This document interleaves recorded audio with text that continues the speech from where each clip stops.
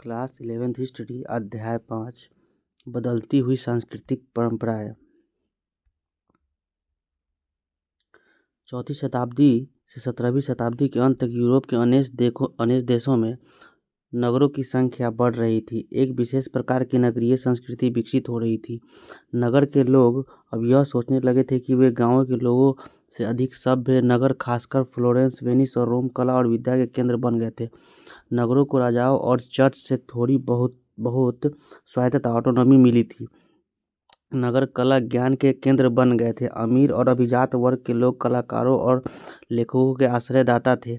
इसी समय मुद्रण के आविष्कार से अनेक लोगों को, चाहे वे दूर दराज नगरों या देशों में रह रहे हों, सभी पुस्तकें उपलब्ध होने लगी। यूरोप में इतिहास की समझ विकसित होने लगी और लोग अपने आधुनिक विश्व की तुलना यूनान व रोमन प्राचीन दुनिया से करने लगे थे।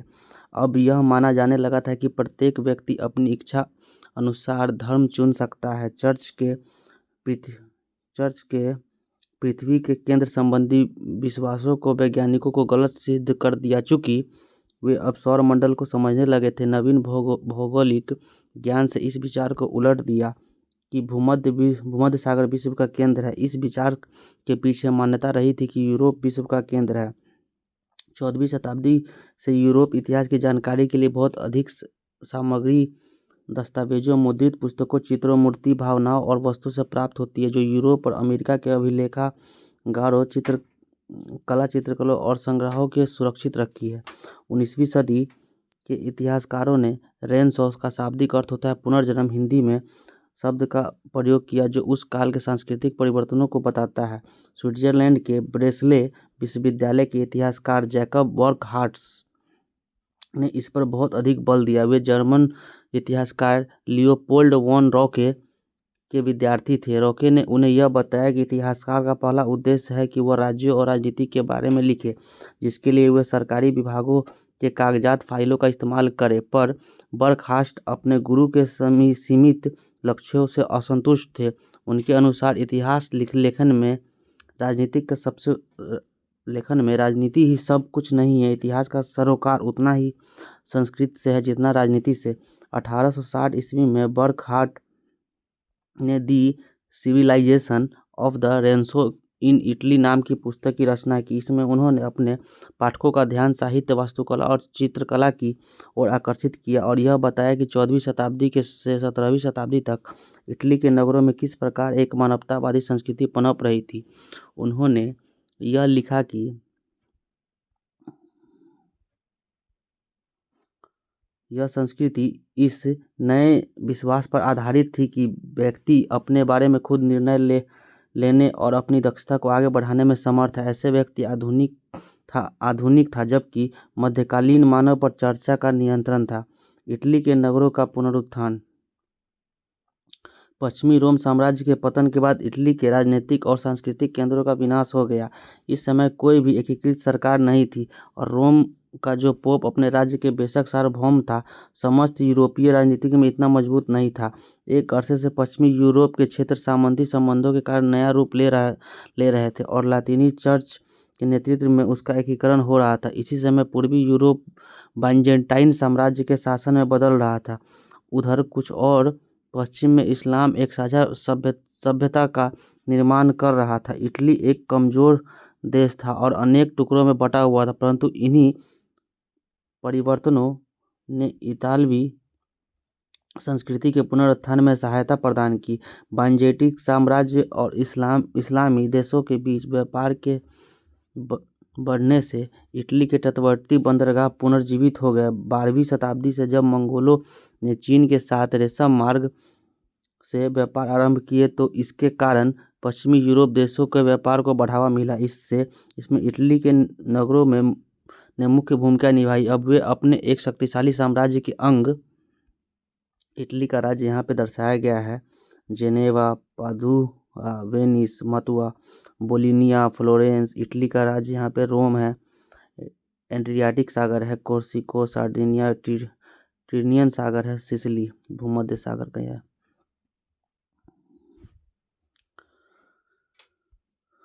के रूप में नहीं देखते थे, बल्कि स्वतंत्र नगर राज्यों के एक समूह मानते थे। नगरों में फ्लोरेंस और वेनिस गणराज्य थे और कई अन्य दरबारी नगर जिसका शासन राजकुमार चलाते थे। इसमें सर्वाधिक जीवंत शहरों में पहला वेनिस और दूसरा जिनेवा था। वे यूरोप के अन्य क्षेत्रों से इस दृष्टि में अलग थे। यहाँ पर धर्माधिकारी और सामंत वर्ग राजनीतिक दृष्टि से शक्तिशाली नहीं थे। नगर के धनी व्यापारी और महाजन नगर के शासन में सक्रिय रूप से भाग लेते थे, जिसमें नागरिकता का भावना पनपने लगी। जिससे यहाँ तक कि अब इन नगरों का शासन सैनिक तानाशाहों के हाथ में रहा। अब भी इन नगरों के निवासी अपने को यहाँ का नागरिक कहने में गर्व का अनुभव करते थे। नगर राज्य कार्डिनल गैस्पारो कोंताडिनी अपने ग्रंथ the Commonwealth and government of Venice में अपने नगर राज्य की लोकतांत्रिक सरकार के बारे में लिखते हैं। हमारे वेनिस के संयुक्त मंडल कॉमनवेल्थ की संस्था के बारे में जानने पर आपको ज्ञात होगा कि नगर का प्राधिकार एक ऐसी परिषद के हाथों में है जिसमें 25 वर्ष से अधिक आयु वाले संभ्रांता वर्ग के सभी पुरुषों को सदस्यता मिल जाती है। सबसे पहले मैं आपको यह बताता हूँ, हमारे पूर्वजों ने ऐसे नियम क्यों बनाए कि सामान्य जनता को नागरिक वर्ग में, जिनके हाथ संयुक्त मंडल के शासन की बागडोर है, शामिल क्यों नहीं किया जाए। क्योंकि उन नगरों में अनेक प्रकार की गड़बड़ियाँ और जन उपद्रव होते रहते हैं, जहाँ की सरकार जन सामान्य का प्रभाव रहता है। कुछ लोगों के विचार इससे अलग थे। उनका कहना था कि यदि संयुक्त मंडल का शासन संचालन अधिक कुशलता से करना है तो योग्यता और संपन्नता को आधार बनाना चाहिए। दूसरी ओर सचित्र नागरिक जिनका लालन पालन उदार वातावरण में होता है, वे प्रायः निर्धन हो जाते हैं। इसलिए हमारे बुद्धिमान और विवेकपूर्ण पूर्वजों ने यह विचार रखा कि इस सार्वजनिक नियम को बदल कर धन संपदा को आधार न बनाकर कुलीन वंशीय लोगों को प्राथमिकता दी जाए। तथापि इस शर्त के साथ केवल उच्च अभिजात वंशीय लोग ही सत्ता में न रहे, क्योंकि ऐसा करने से चंद लोगों की शक्ति काफ़ी बढ़ जाएगी, न कि संयुक्त मंडल की।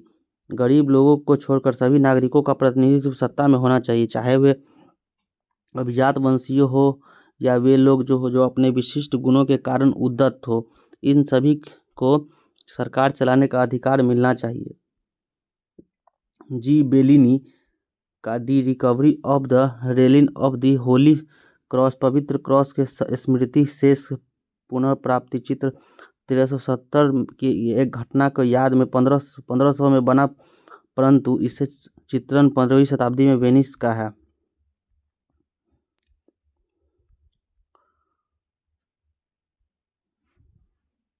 14वीं और 15वीं शताब्दियों के बारे में यहाँ दिया हुआ। 1300 में इटली के पादुआ विश्वविद्यालय में मानवतावाद पढ़ाया जाने लगा था। 1341 में पेट्रोक को रोम में राजकवि की उपाधि से सम्मानित किया गया था। फ्लोरेंस में विश्वविद्यालय की स्थापना 1349 में हुई थी।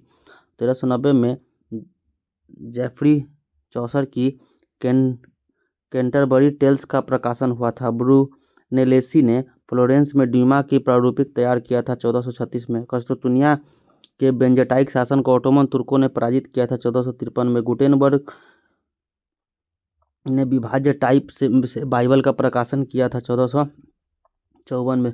पुर्तगाली गणितज्ञों ने सूर्य का अध्ययन कर अक्षांश की गणना की थी 1484 में। कोलंबस अमेरिका पहुंचे थे 1492 में। लियोनार्डो दा विंची ने द लास्ट सपर अंतिम भोज चित्र बनाया था 1495 में। 1512 में माइकल एंजेलो ने सिस्टीनी चैपल की छत पर चित्र बनाया था। क्रियाकलाप, इटली के मानचित्र में वेनिस को ढूंढिए और 154 पर दिए गए चित्र को ध्यान से देखिए। अगर आप नगर का वर्णन कैसे करेंगे, यह शहर किस कैथेड्रल नगर से कैसे भिन्न है। विश्वविद्यालय और मानवतावाद। यूरोप में सबसे पहले विश्वविद्यालय इटली के शहरों में स्थापित हुआ। 11वीं शताब्दी में पादुआ और बोलोनिया विश्वविद्यालय विधि शास्त्र के अध्ययन केंद्र रहे। इसका कारण यह रहा कि इन नगरों के प्रमुख क्रियाकलाप व्यापार और वाणिज्य संबंधी थे, इसलिए वकीलों और नोटरी यह सॉलिसिटर और अभिलेखपालों दोनों के कार्य करते थे कि बहुत अधिक आवश्यकता होती थी। क्योंकि वे नियमों को लिखते, उनकी व्याख्या करते और समझौता तैयार करते। इनके बिना बड़े पैमाने पर व्यापार करना संभव नहीं था। यही कारण था कि कानून का अध्ययन एक प्रिय विषय बन गया। लेकिन कानून के अध्ययन में यह बदलाव आया कि उसे रोमन संस्कृति के संदर्भ में पढ़ा जाने लगा। फ्रांचेस्को पेट्रार्क इस परिवर्तन का प्रतिनिधित्व करते हैं। पेट्रार्क के लिए पूरा काल एक विशिष्ट सभ्यता थी, जिसे प्राचीन यूनानियों और रोमनों के वास्तविक शब्दों के माध्यम से ही अच्छी तरह समझा जा सकता था। अतः उसने इस बात पर जोर दिया कि इन प्राचीनों लेखों की रचनाओं का बहुत अच्छी तरह से अध्ययन किया जाए। इस शिक्षा कार्यक्रम में यह अंतर्निहित था कि बहुत कुछ जानना बाकी है और यह सब हम केवल धार्मिक शिक्षण से नहीं सीखते। इसी नई संस्कृति को 19वीं शताब्दी के इतिहासकारों ने मानवतावाद का नाम दिया। 15वीं शताब्दी के शुरू के दशकों में मानवतावादी शब्द उन अध्यापकों के लिए प्रयुक्त होता था जो व्याकरण, अलंकार शास्त्र, कविता, इतिहास और नीति निर्देश विषय पढ़ाते थे। लातिनी शब्द ह्यूमैनिटास, जिसे ह्यूमैनिटीज शब्द बना है, जिसे कई शताब्दियों पहले रोम के वकील का निबंधकार सिसरो ने, जो अपनी जूलियन सीजर का समकालीन था, संस्कृति के अर्थ में लिया था। ये विषय धार्मिक नहीं थे, ये वरन उस कौशल पर बल देते थे जो व्यक्ति चर्चा और वाद विवाद से विकसित करता है। इन क्रांतिकारी विचारों ने अनेक विश्वविद्यालयों का ध्यान आकर्षित किया। इनमें एक नया स्थापित विश्वविद्यालय फ्लोरेंस भी था, जो पेट्रार्क का अस्थायी नगर निवास था। इस नगर ने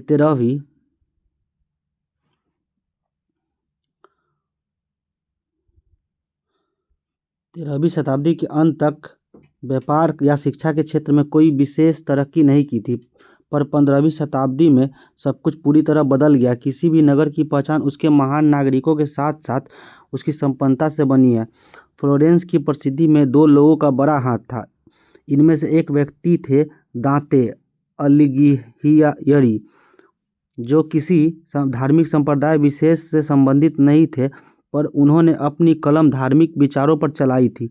दूसरे व्यक्ति थे कलाकार जोटो, जिन्होंने जीते जागते रूपचित्र बनाए। उनके बनाए रूपचित्र पहले के कलाकारों की तरह बेजान नहीं थे। इसके बाद धीरे धीरे फ्लोरेंस इटली के सबसे जीवंत बौद्धिक नगरों के रूप में जाने लगा और कलात्मक कृतियों के सृजन का केंद्र बन गया। रेंसो व्यक्ति शब्द का प्रयोग प्रायः उस मनुष्य के लिए किया जाता है जिसकी अनेक रुचियां हो, उनके हुनर में उन्हें महारत्न प्राप्त हो। पुनर्जागरण काल में अनेक महान लोग हुए जो अनेक रुचियां रखते थे और कई कलाकारों में कुशल थे।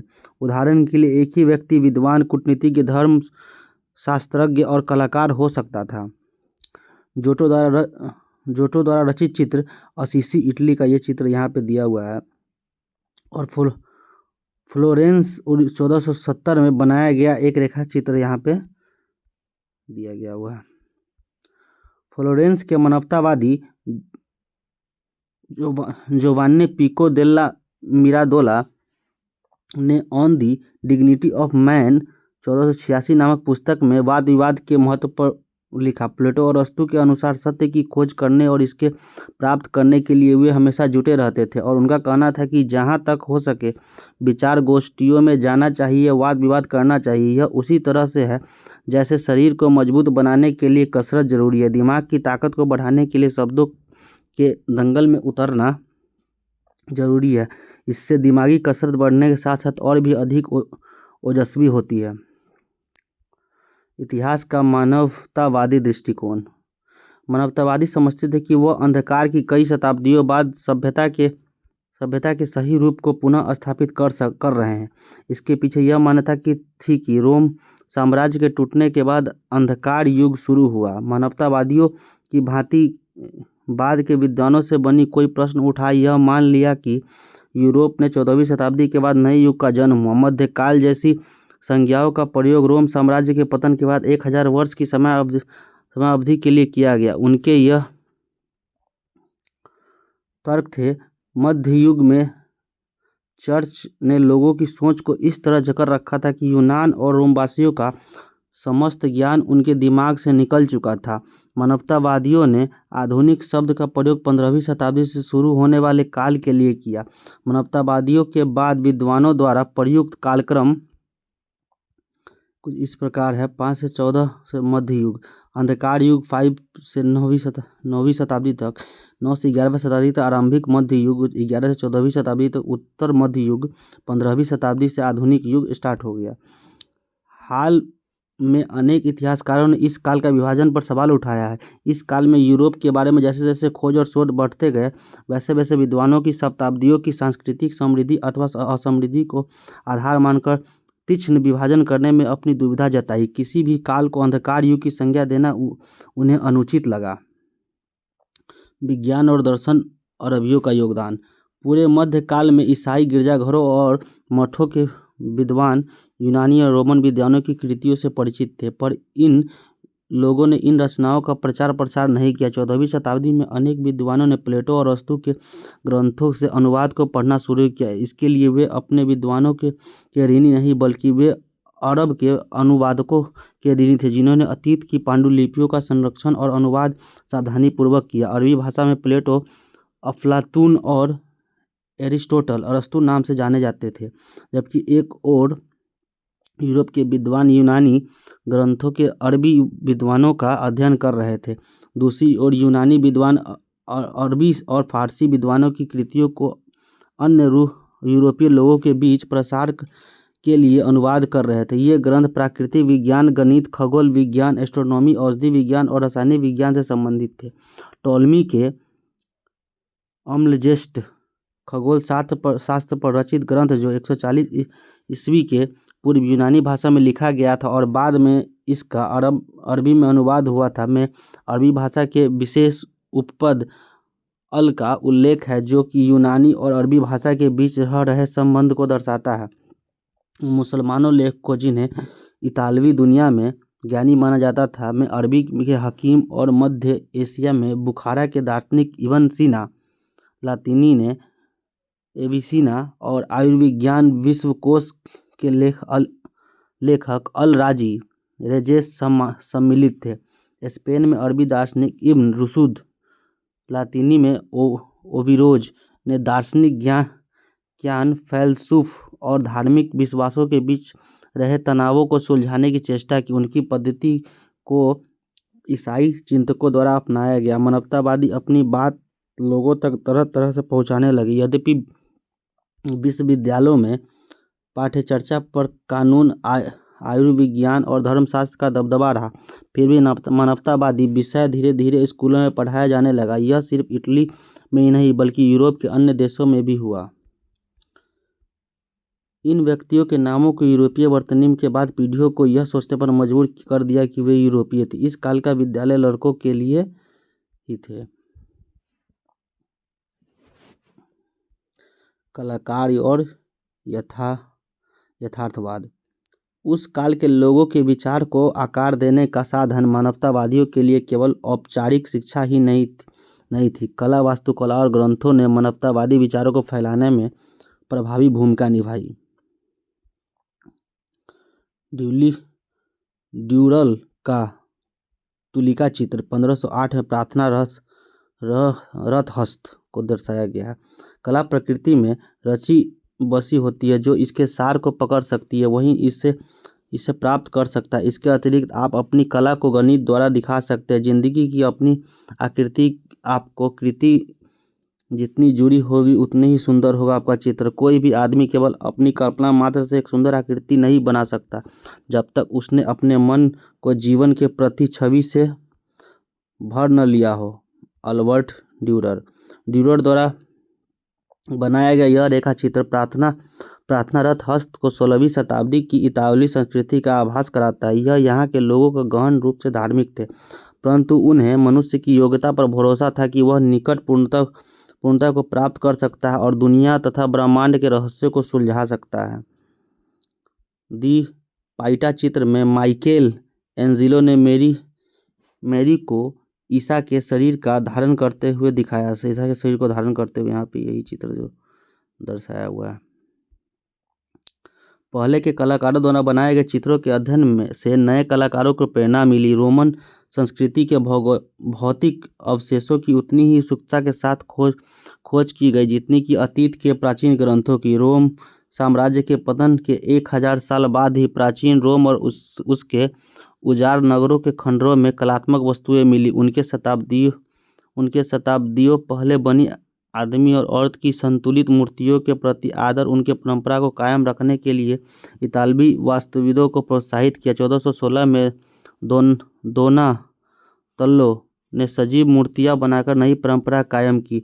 कलाकारों द्वारा हूबहू मूल आकृति जैसी मूर्तियों को बनाने की चाह को वैज्ञानिक के कार्यों के सहायता से मिली। नरकंकालों का अध्ययन करने के लिए कलाकार आयुर्विज्ञान कॉलेजों की प्रयोगशाला में गए। बेल्जियम मूल के एंड्रियस वेसेलियस पादुआ विश्वविद्यालय में आयुर्विज्ञान के प्रधानाध्यापक थे। ये पहले व्यक्ति थे जिन्होंने सूक्ष्म परीक्षण के लिए मनुष्य के शरीर की चीरफाड़ की। इस समय से आधुनिक शरीर क्रिया विज्ञान फिजियोलॉजी का प्रारंभ हुआ। यह स्वर्णिम रूप चित्र लियोनार्डो दा विंची का है जिसका आश्चर्यजनक अभिरुचि वनस्पति विज्ञान और शरीर रचना विज्ञान से लेकर गणित शास्त्र और कला का विस्तृत थी। उन्होंने मोनालिसा द लास्ट सफर चित्रों की रचना की। उनका यह स्वप्न था कि वे आकाश में उड़ सके। वे वर्षों तक आकाश में पक्षियों के उड़ने का परीक्षण करते रहे। उन्होंने एक उड़न मशीन फ्लाइंग मशीन का प्रतिरूप डिजाइन बनाया। उन्होंने अपना नाम लियोनार्डो दा विंची परीक्षण का अनुयायी रखा। क्रियाकलाप 16वीं शताब्दी के इटली के कलाकारों की कृतियों के विभिन्न वैज्ञानिक तत्वों का वर्णन कीजिए। चित्रकारों के लिए नमूने के तौर पर प्राचीन कृतियां नहीं थी, लेकिन मूर्तिकारों की तरह उन्होंने यथार्थ चित्र बनाने की कोशिश की। उन्हें अब यह मालूम हो गया कि रेखागणित ज्योमेट्री के ज्ञान से चित्रकार अपने परिदृश्य पर्सपेक्टिव को ठीक तरह से समझ सकता है तथा प्रकाश के बदलते गुणों का अध्ययन करने से उसके चित्र को त्रिआयामी 3 डायमेंशनल रूप दिया जा सकता है। लेप चित्र यानी पेंटिंग के लिए तेल के एक माध्यम के रूप में प्रयोग ने चित्रों को पूर्व की तुलना में अधिक रंगीन और चटक बनाया। उनके अनेक चित्रों में दिखाए गए वस्त्रों के डिजाइन रंग संयोजन ने चीनी और फारसी चित्रकला का प्रभाव दिखाई देता है जो उन्हें मंगोलों से मिली थी।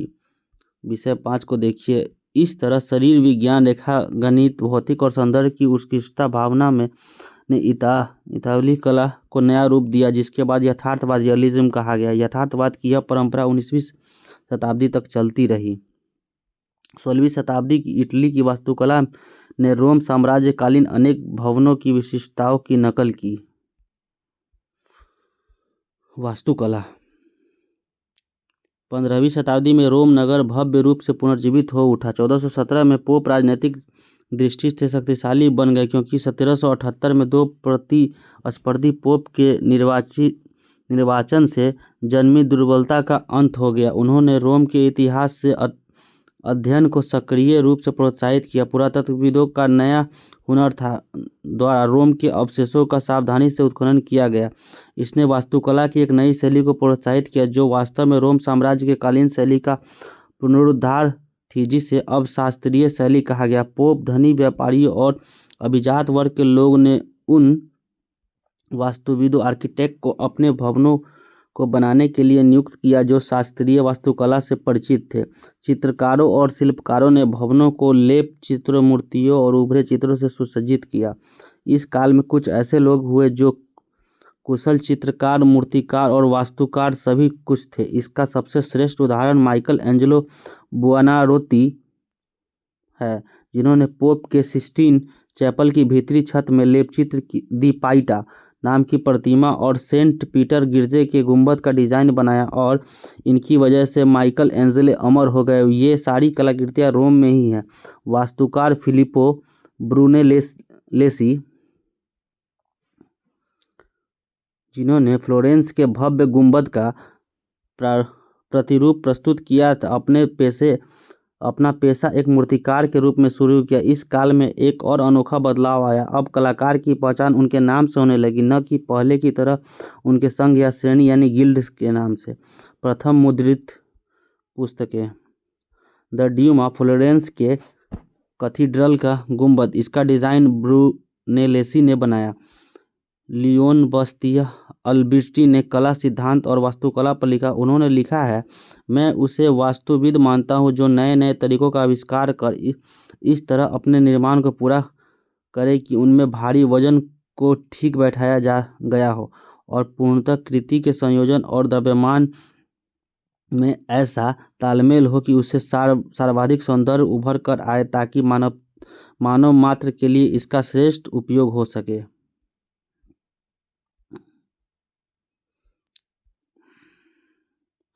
दूसरे देशों के लोग यहाँ महान कलाकारों द्वारा रचित लेप चित्रों, मूर्तियों या भवनों को देखना चाहते थे, तो इन्हें इटली की यात्रा करनी पड़ती थी। किंतु यहाँ तक साहित्य की बात है, जो कुछ भी इटली में लिखा गया विदेशों तक पहुँचा। ये सब 16वीं शताब्दी की क्रांतिकारी मुद्रण प्रौद्योगिकी की दक्षता की वजह से हुआ। इसके लिए यूरोपीय लोग अब अन्य लोगों से मुद्रण प्रौद्योगिकी के लिए चीनियों के तथा मंगोल शासकों के ऋणी रहे, क्योंकि यूरोप के व्यापारी और राजनीतिक मंगोल शासकों के राज दरबार में अपनी यात्राओं के दौरान इन तकनीकी से परिचित हुए थे।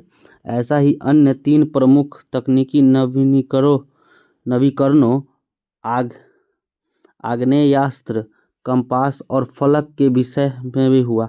इससे पहले किसी ग्रंथ की कुछ और हस्तलिखित प्रतियां होती थी। सन 1455 में जर्मन मूल के जोहान्स गुटेनबर्ग ने, जिन्होंने पहले छापेखाने का निर्माण किया था, उनकी कार्यशाला में बाइबल की 150 प्रतियां छपी।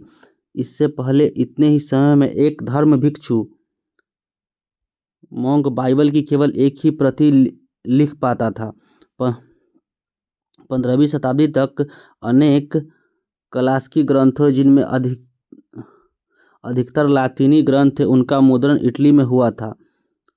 चूँकि मुद्रित पुस्तकें उपलब्ध होने लगी और उनका क्रय संभव होने लगा, छात्रों को केवल अध्यापकों के व्याख्यान से बने नोट पर निर्भर नहीं रहना पड़ा।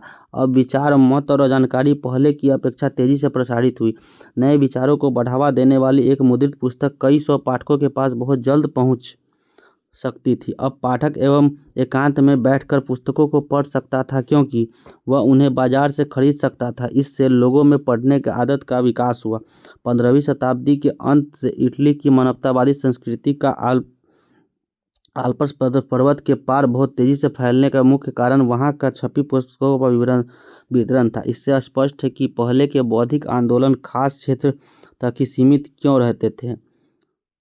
मनुष्य की एक नई संकल्पना। मानवतावादी संस्कृति की विशेषताओं में से एक था मानव जीवन पर धर्म का नियंत्रण कमजोर होना। इटली के निवासी भौतिक संपत्ति, शक्ति और गौरव से बहुत ज़्यादा आकृष्ट थे, परंतु ये जरूरी नहीं कि वे अधार्मिक थे। वेनिस के मानवतावादी फ्रांचेस्को बारबरो ने अपनी एक पुस्तक में संपत्ति अधिग्रहण करने को एक विशेष गुण कहकर उसकी तरफदारी की है। लोरेंजो वल्ला विश्वास करते थे कि इतिहास का अध्याय मनुष्य को पूर्णतः जीवन व्यतीत करने के लिए प्रेरित करता है। उन्होंने अपनी पुस्तक ऑन प्लेजर में भोग विलास पर लगाई गई ईसाई धर्म की निषेधाज्ञा की आलोचना की है। इस समय लोगों में अच्छे व्यवहारों के प्रति दिलचस्पी थी। व्यक्तियों को किस तरह विनम्रता से बोलना चाहिए, कैसे कपड़े पहनने चाहिए और एक सभ्य व्यक्तियों को किसमें दक्षता हासिल करनी चाहिए। मानवतावाद एक का मतलब यह भी था कि व्यक्ति विशेष सत्ता और दौलत की होड़ को छोड़कर अन्य कई धर्मों से अपने जीवन को रूप दे सकता था। यह आदर्श इस विश्वास के साथ घनिष्ठ रूप से जुड़ा था कि मनुष्य का स्वभाव बहुमुखी है। तो 3 भिन्न भिन्न वर्गों, जिसमें सामंती समाज विश्वास करता था, के विरुद्ध गया। निकोलो मैकियावेली अपने ग्रंथ दी प्रिंस के 15वें अध्याय में मनुष्य के स्वभाव के बारे में लिखते हैं, काल्पनिक बातों को यदि अलग कर दे और केवल यही विषयों के बारे में सोचे जो वास्तव में है। मैं यह कहता हूँ कि जब भी मनुष्यों के बारे में चर्चा होती है। विशेषकर राजकुमारों के बारे में जो जनता की नज़रों में रहते हैं तो इनमें अनेक गुण देखे जाते हैं जिनके कारण वे प्रशंसा या निंदा के योग्य बनते हैं। उदाहरण के लिए कुछ तो दानी माना जाता है और कुछ को अन्य को कंजूस, कुछ लोगों को हितैषी माना जाता है तो अन्य को लोभी कहा जाता है, कुछ निर्दयी और कुछ दयालु। एक व्यक्ति अविश्वसनीय और दूसरा विश्वसनीय, एक व्यक्ति पौरुषहीन और कायर, दूसरा खूंखार और साहसी, एक व्यक्ति शिष्ट दूसरा घमंडी, एक व्यक्ति कामुक दूसरा पवित्र, एक निष्कपट दूसरा चालाक, एक अड़ियल दूसरा लचीला, एक गंभीर दूसरा छिछोरा, एक धार्मिक दूसरा संदेही इत्यादि। मैकियावेली यह मानते थे कि सभी मनुष्य बुरे हैं और वह अपना दुष्ट स्वभाव को प्रदर्शित करने में सदैव तत्पर रहते हैं क्योंकि कुछ हद तक मनुष्य की इच्छाएं अपूर्ण रह जाती है। मैकियावेली ने देखा कि इसके पीछे प्रमुख कारण है मनुष्य अपने समस्त कार्यों में अपना स्वार्थ देखता है। महिलाओं की आकांक्षाएं। व्यक्तिगता यानी इंडिविजुअलिटी और नागरिकता के नए विचारों से महिलाओं को दूर रखा गया। सार्वजनिक जीवन में अभिजात व संपन्न परिवार के पुरुषों का प्रभुत्व था और घर परिवार के मामले में भी वे ही निर्णय लेते थे। उस समय लोग अपने लड़कों को ही शिक्षा देते थे जिससे उनके बाद उनके खानदानी पेशे में जीवन का आम जिम्मेदारियों को उठा सके। कभी कभी वे अपने छोटे लड़कों को धार्मिक कार्य के लिए चर्च सौंप देते थे। यद्यपि विवाह में प्राप्त महिलाओं के दहेज को वह अपने पारिवारिक कारोबार में लगा देते थे, तथापि महिलाओं को यह अधिकार नहीं था कि वे अपने पति का कारोबार चलाने के बारे में राय दें। प्रायः कारोबारी मैत्री की सुदृढ़ करने के लिए दो परिवारों के आपस में विवाह संबंध होते थे। अगर पर्याप्त दहेज का प्रबंध नहीं हो पाता था तो शादीशुदा लड़कों को ईसाई मठों में भिक्षुनी नन का जीवन लड़कियों को बिताने के लिए भेज दिया जाता था। आमतौर पर सार्वजनिक जीवन में महिलाओं की भागीदारी बहुत सीमित थी और उन्हें घर परिवार को चलाने वाले के रूप में देखा जाता था। व्यापारी परिवारों में महिलाओं की स्थिति कुछ भिन्न थी। दुकानदारों की स्त्रियां दुकानों को चलाने में प्रायः उनकी सहायता करती थी। व्यापारी और साहूकार परिवार की पत्नियां परिवार के कारोबारों को उस स्थिति में संभालती थी जब उसके पति लंबे समय के लिए दूर दराज स्थानों में व्यापार के लिए जाते थे। अभिजात संपन्न परिवारों की विपत्ति व्यापारी परिवारों में यदि व्यापारी का कम आयु में मृत्यु हो जाती तो उसकी पत्नी सार्वजनिक जीवन में बड़ी भूमिका निभाने के लिए बाध्य होती थी। उस काल की भी कुछ महिलाएं बौद्धिक रूप से बहुत रचनात्मक और मानवतावादी शिक्षा की भूमिका के बारे में संवेदनशील थे। वेनिस निवासी कसांद्रा फेदले ने लिखा, यद्यपि महिलाओं को शिक्षा न तो पुरस्कार देती न ही किसी सम्मान का आश्वासन, तथापि प्रत्येक महिला को सभी प्रकार की शिक्षा को प्राप्त करने की इच्छा रखनी चाहिए और उसे ग्रहण करना चाहिए। वह उस समय की उन थोड़ी सी महिलाओं में से एक ऐसी महिला थी जिन्होंने तत्कालीन इस विचारधारा को चुनौती दी कि एक मानवतावादी विद्वान के गुण एक महिला के पास नहीं हो सकते। फेदले का नाम यूनानी और लातीनी भाषा के विद्वानों के रूप में विख्यात था। उन्हें पादुआ विश्वविद्यालय में भाषण देने के लिए आमंत्रित किया गया था। फेदले की रचनाओं में से यह बात सामने आती है कि इस काल में सब लोग शिक्षा को बहुत महत्व देते थे। वे वेनिस की अनेक लेखिकाओं में एक थी जिन्होंने गणतंत्र की आलोचना स्वतंत्र की एक बहुत सीमित परिभाषा निर्धारित करने के लिए जो महिलाओं की अपेक्षा पुरुषों की इच्छा का ज़्यादा समर्थन करती थी। इस काल में एक अन्य प्रतिभाशाली महिला मंटुआ की मार्चिसा इसाबेला की दी इस्ते थी। उन्होंने अपने पति की अनुपस्थिति में अपने राज्य का शासन किया। यद्यपि मंटुआ एक छोटा सा राज्य था तथापि उसका राज दरबार अपनी बौद्धिक प्रतिभा के लिए प्रसिद्ध था। महिलाओं की रचनाओं से उसके इस दृढ़ विश्वास का पता चलता है कि उन्हें पुरुष प्रधान समाज में अपनी पहचान बनाने के लिए अधिक आर्थिक स्वायत्तता, संपत्ति और शिक्षा मिलनी चाहिए।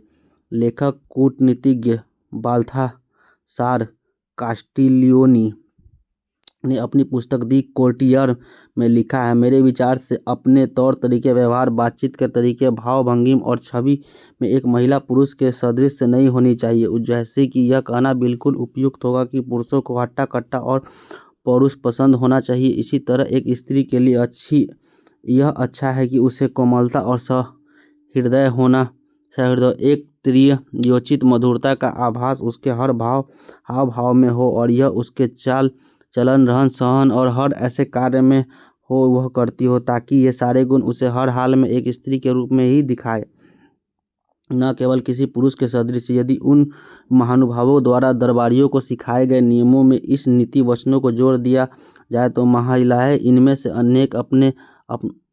अनेक को अपनाकर खुद को बेहतरीन गुणों से सुसज्जित कर सकेगी, क्योंकि मेरा यह मानना है कि मस्तिष्क के कुछ ऐसे गुण हैं जो महिलाओं के लिए उतने ही आवश्यक है जितने कि पुरुषों के लिए, जैसे कि अच्छे कुल का होना, दिखावे का परित्याग करना, सहज रूप से शालीन होना, आचरणवान, चतुर और बुद्धिमान होना, गर्वी, ईर्ष्यालु, कटु और उदंड न होना, जिससे महिलाएं उन क्रियाओं को शिष्टता और मनोहरता के साथ संपन्न कर सके जो उनके लिए उपयुक्त है। इजाबेला दी इस्ते का ये चित्र है। महिलाओं की आकांक्षाओं से संदर्भ में एक महिला फेदले और एक पुरुष कास्टिलियोनी द्वारा अभिव्यक्ति भावों की तुलना कीजिए। उन लोगों की सोच में क्या महिलाओं का एक निर्दिष्ट वर्ग ही था? ईसाई धर्म के अंतर्गत वाद विवाद। व्यापार और सरकार, सैनिक विजय और कूटनीतिक संपर्कों के कारण इटली के नगरों और राजदरबारों को दूर दूर के देशों से संपर्क स्थापित हुए। नई संस्कृति की शिक्षित और समृद्धिशाली लोगों द्वारा प्रशंसा नहीं की गई, वरन उनको अपनाया भी गया, परंतु इन नए विचारों में कुछ ही आम आदमी तक पहुंच सके क्योंकि वे साक्षर नहीं थे। 15वीं और आरंभिक 16वीं शताब्दियों में उत्तरी यूरोप के विश्वविद्यालयों के अनेक विद्वान मानवतावादी विचारों की ओर आकर्षित हुए। अपने इतालवी सहकर्मियों की तरह उन्होंने भी यूनान और रोम के क्लासिक ग्रंथों और ईसाई धार्मिक धर्म ग्रंथों के अध्ययन पर अधिक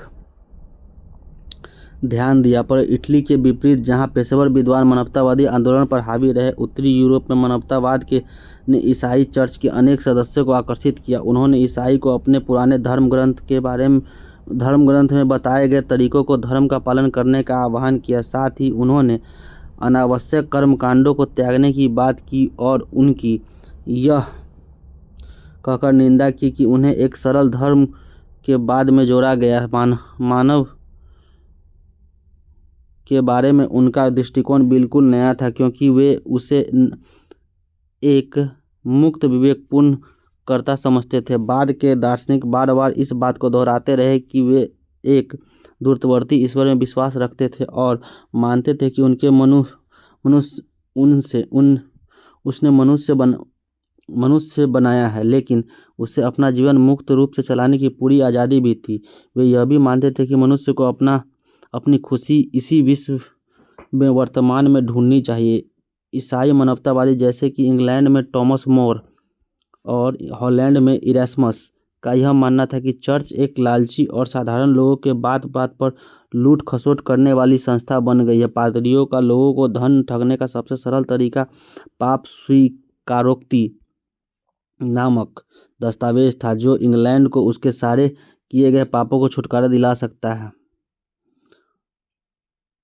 व्यक्ति को छुटकारा दिला सकता है। ईसाइयों को बाइबल के स्थानीय भाषाओं के छपे अनुवाद में यह ज्ञात हो गया कि उनका धर्म इस प्रकार की प्रथाओं के प्रचलन की आज्ञा नहीं देता। यूरोप के लगभग प्रत्येक भाग में किसानों ने चर्च द्वारा लगाए गए इस प्रकार के अनेक करों का विरोध किया। इसके साथ साथ राजा भी राजकाज में चर्च की दखलंदाजी से चिढ़ते थे। जब मानवतावादियों ने उन्हें यह सूचित किया कि न्यायिक और वित्तीय शक्तियों पर पादरियों का दावा कॉन्स्टेंटाइन के अनुदान नाम के एक दस्तावेज से उत्पन्न होता है, जो कि प्रथम ईसाई रोमन सम्राट कॉन्स्टेंटाइन द्वारा संभवित जारी किया गया था, तो उन राजाओं को खुशी हुई, क्योंकि मानवतावादी विद्वान यह दर्शाने में सफल रहे कि कॉन्स्टेंटाइन का वह दस्तावेज असली नहीं बल्कि परिवर्तित काल के जालसाजी से तैयार किया गया था। 1517 में एक जर्मन युवा भिक्षु मार्टिन लूथर ने कैथोलिक चर्च के विरुद्ध में अभियान छेड़ा और इसके लिए उसने दलील पेश की कि मनुष्य को ईश्वर के संपर्क साधने के लिए पादरी की आवश्यकता नहीं है। उन्होंने अपने अनुयायियों को आदेश दिया कि वे ईश्वर को पूर्ण विश्वास रखें, क्योंकि केवल उनका विश्वास ही उन्हें एक समय जीवन की ओर ले जा सकता है और उन्हें स्वर्ग के प्रवेश दिला सकता है। इस आंदोलन को प्रोटेस्टेंट सुधारवाद नाम दिया गया, जिसके कारण जर्मन और स्विट्जरलैंड के चर्च के पोप तथा कैथोलिक चर्च से अपने संबंध समाप्त कर दिए। स्विट्जरलैंड में लूथर के विचारों को उल्रिक ज्विंगली और उसके बाद जॉ कैवलिन ने काफ़ी लोकप्रिय बनाया। व्यापारियों के समर्थन मिलने के कारण सुधारकों को लोकप्रियता शहरों में अधिक थी, जबकि ग्रामीण इलाकों में कैथोलिक चर्च का प्रभाव बरकरार रहा। अन्य जर्मन सुधारक जैसे कि एना बेप्टिस्ट संप्रदाय के नेता इन्हें कहीं अधिक उग्र सुधारक थे। उन्होंने मोक्ष के विचारों को हर तरह के सामाजिक उत्पीड़न के अंत होने के साथ जोड़ दिया। उनका कहना था कि क्योंकि ईश्वर ने सभी इंसानों को एक जैसा बनाया है, इसलिए उनसे कर देने की अपेक्षा नहीं कर जानी चाहिए और अपने पादरी चुनने का अधिकार होना चाहिए। इसे सामंतवाद द्वारा उत्पीड़ित किसानों को आकर्षित किया। न्यू टेस्टामेंट बाइबल का वह खंड जिसमें ईसा मसीह का जीवन चरित्र, धर्मों, प्रतिशत और प्रारंभिक अनुयायियों का उल्लेख किया गया हुआ है।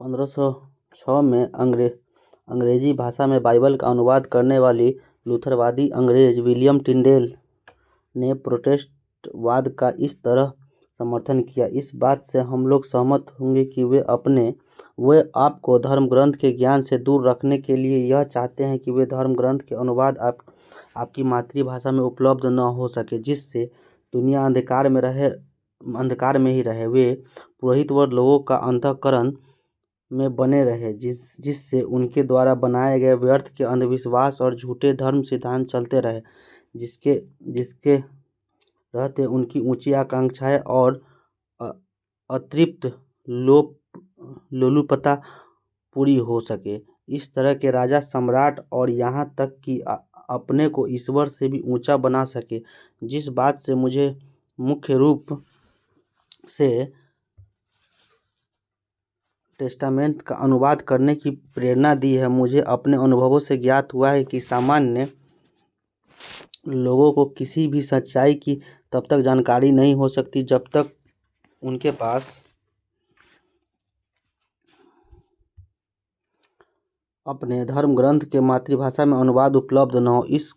इस अनुवादों से ही धर्म ग्रंथ की पारिपट्य, क्रम और अर्थ समझ सकेंगे।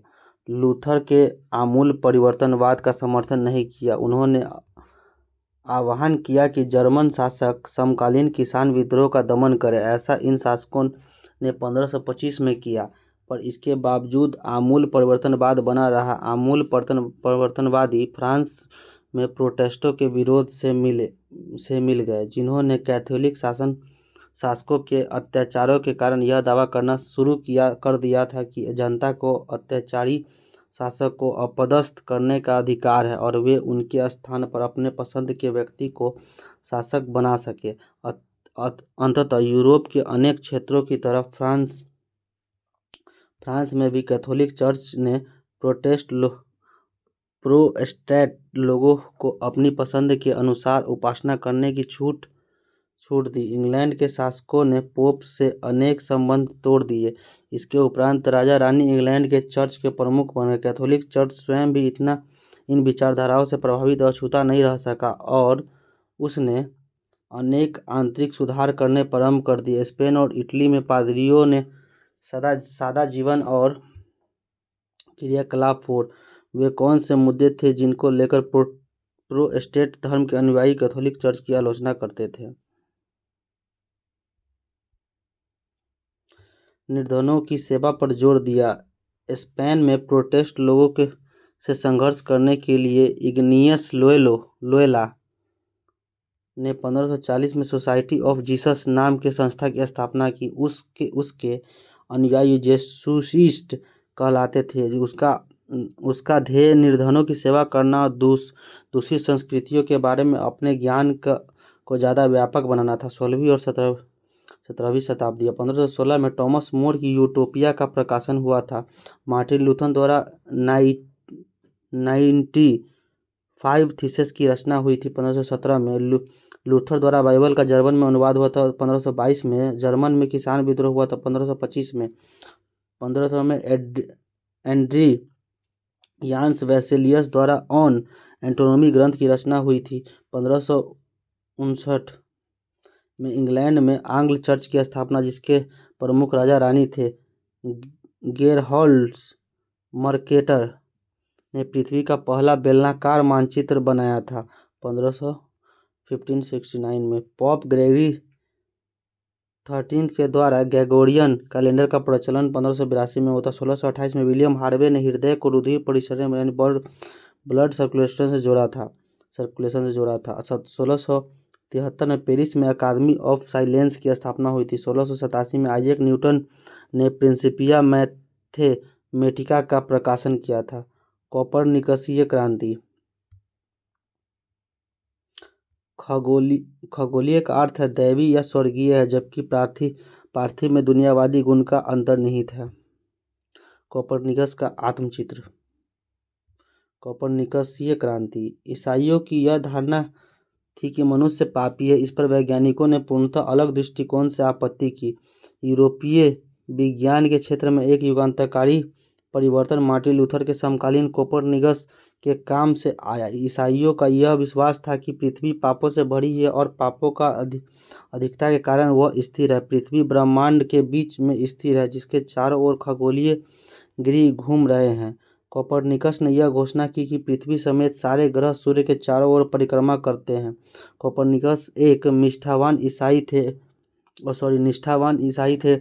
वह इस बात से भयभीत थे कि उनकी नई खोज से परंपरावादी ईसाई धर्माधिकारियों में घोर प्रतिक्रिया उत्पन्न हो सकती है। यही कारण था कि वह अपनी पांडुलिपि दी रिव्यूशनिवस परिभ्रमण को प्रकाशित नहीं कराना चाहते थे। जब वो अपनी मृत्यु शैया पर पड़े थे, तब उन्होंने यह पांडुलिपि अपने अनुयायी जोसिम रिटिकस को सौंप दी।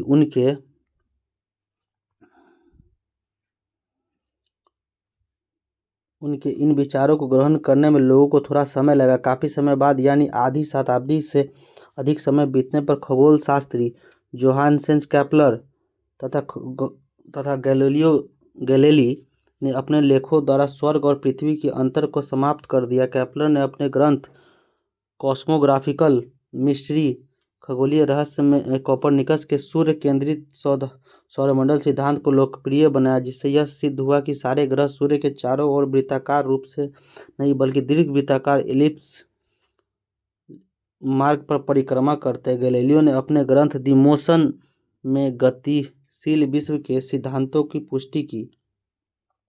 विज्ञान के जगत में इस क्रांति ने न्यूटन के गुरुत्वाकर्षण के सिद्धांत के साथ अपनी पराकाष्ठा की ऊंचाई को छू लिया। ब्रह्मांड का अध्ययन। गैलीलियो ने एक बार टिप्पणी की कि बाइबल जिस स्वर्ग का मार्ग आलोकित करता है, वह स्वर्ग किस प्रकार चलता है, इसके बारे में कुछ नहीं बताता। इन विचारकों ने हमें बताया कि ज्ञान विश्वास से हटकर अवलोकन एवं प्रयोगों पर आधारित है। जैसा इन वैज्ञानिकों ने ज्ञान की खोज का रास्ता दिखाया, वैसे भौतिक रसायन शास्त्र जीव विज्ञान के क्षेत्र में अनेक प्रयोग और अन्वेषण कार्य बहुत तेजी से पनपने लगे। इतिहासकारों ने मनुष्य और प्रकृति के ज्ञान के इस दृष्टिकोण को वैज्ञानिक क्रांति का नाम दिया। परिणाम स्वरूप संदेहवादी और नास्तिकों के मन में सारी दृष्टि से रचना के स्रोत के रूप में प्रकृति ईश्वर का स्थान लेने लगी। यहाँ तक कि वे लोग जिन्होंने ईश्वर में अपने विश्वास को बरकरार रखा, वे एक दूरस्थ ईश्वर की बात करने लगे। भौतिक दुनिया में जीवन को प्रत्यक्ष रूप से नियंत्रित नहीं करता था।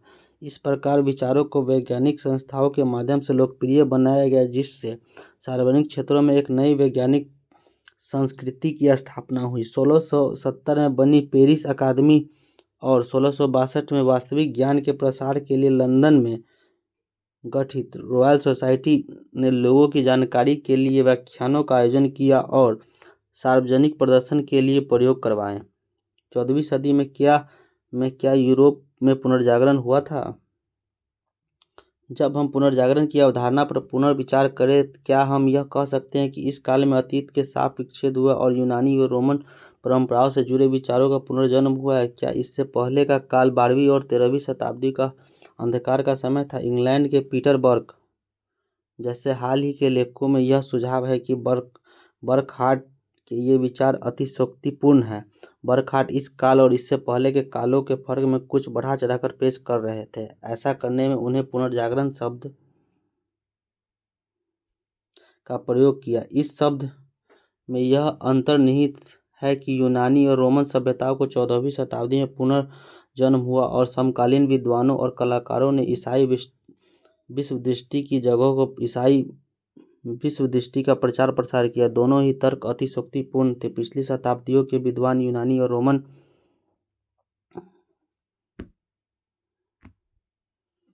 रोमन संस्कृतियों से परिचित थे और लोगों के जीवन में धर्म का महत्वपूर्ण स्थान था। यह कहना पुनर्जागरण गतिशीलता और कलात्मक सृजनशीलता का काल था और इसके विपरीत मध्यकाल अंधकारमय काल था जिसमें किसी प्रकार का विकास नहीं हुआ। जरूरत से ज़्यादा सरलीकरण है। इटली में पुनर्जागरण से जुड़े अनेक तत्वों के 12वीं और 13वीं शताब्दी में पाए जा सकते हैं। कुछ इतिहासकारों ने इसका उल्लेख किया है कि 9वीं शताब्दी में फ्रांस में इस प्रकार के साहित्यिक और कलात्मक रचनाओं के विचार पनपे। यूरोप में इस समय आए सांस्कृतिक बदलाव में रोम और यूनान की क्लासिकी सभ्यता का ही केवल हाथ नहीं था। रोमन संस्कृति के पुरातत्वविद और साहित्यकार पुनरुद्धार ने भी इस सभ्यता के प्रति बहुत अधिक प्रशंसा का भाव उभरे। लेकिन एशिया में प्रौद्योगिकी और कार्यकुशलता यूनानी रोमन लोगों की तुलना में काफ़ी विकसित थी। विश्व का बहुत बड़ा क्षेत्र आपस में संबद्ध हो चुका था और नौ संचालन नेविगेशन की नई तकनीकों ने लोगों के लिए पहले की तुलना में दूर दराज के क्षेत्रों का जल यात्रा संभव बनाया। इस्लाम के विस्तार और मंगोलों की विजय ने एशिया एवं उत्तरी अफ्रीका को यूरोप के साथ राजनीतिक दृष्टि से ही नहीं बल्कि व्यापार और कार्यकुशलता के ज्ञान को सीखने के लिए आपस में जोड़ दिया। यूरोपियों ने न केवल यूनानी और रोमन वासियों से सीखा बल्कि भारत, अरब, ईरान, मध्य एशिया और चीन से भी ज्ञान प्राप्त किया। बहुत से लंबे समय तक इन ऋणों को स्वीकार नहीं किया गया क्योंकि जब इस काल में इतिहास लिखने की प्रक्रिया प्रारंभ हुई तब इतिहासकारों ने इसे यूरोप केंद्रित दृष्टिकोण को सामने रखा। इस काल में जो महत्वपूर्ण परिवर्तन हुए उसमें धीरे धीरे निजी और सार्वजनिक दो अलग अलग क्षेत्र बनने लगे। जीवन के सार्वजनिक क्षेत्र का तात्पर्य सरकार के कार्यक्षेत्र और औपचारिक धर्म से संबंधित था और निजी क्षेत्र में परिवार और व्यक्ति की निजी धर्म था। व्यक्तियों की दो भूमिकाएं थी, निजी और सार्वजनिक। वह न केवल 3 वर्गों में से थी एक वर्ग का सदस्य था बल्कि अपने आप में एक स्वतंत्र व्यक्ति। एक कलाकार किसी संघ या गिल्ड का सदस्य मात्र नहीं हो सकता था बल्कि वह अपने हुनर के लिए भी जाना जाता था। 18वीं शताब्दी में व्यक्तियों की इस पहचान को राजनीतिक रूप में अभिव्यक्त किया गया, इस विश्वास के साथ कि प्रत्येक व्यक्ति के एक समान राजनीतिक अधिकार है।